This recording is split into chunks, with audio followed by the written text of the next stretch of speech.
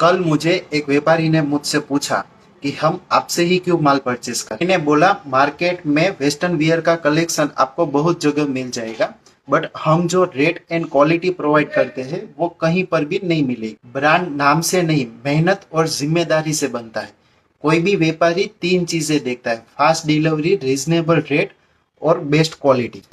अगर order time पर नहीं मिला तो ऑर्डर कैंसिल, कंपटीशन के अकॉर्डिंग रेट सही नहीं लगा तो ऑर्डर कैंसिल। कपड़ा बेचने के लिए तो पूरा मार्केट रेडी बैठा है, बट मैंने अपना सिस्टम रेडी किया है, क्योंकि मुझे पता है मेरा कस्टमर मेरे लिए भगवान है। मुझे मेरे बिजनेस के साथ मेरे कस्टमर का बिजनेस भी ग्रो करना है। अगर जो दिखाया वो नहीं मिला, फैब्रिक एंड फिनिशिंग अलग आया, तो भी ऑर्डर कैंसिल। ये तीनों प्रोसेस के ऊपर मैंने काम किया, तब मेरा कायरा लंदन ब्रांड का सफर शुरू हुआ।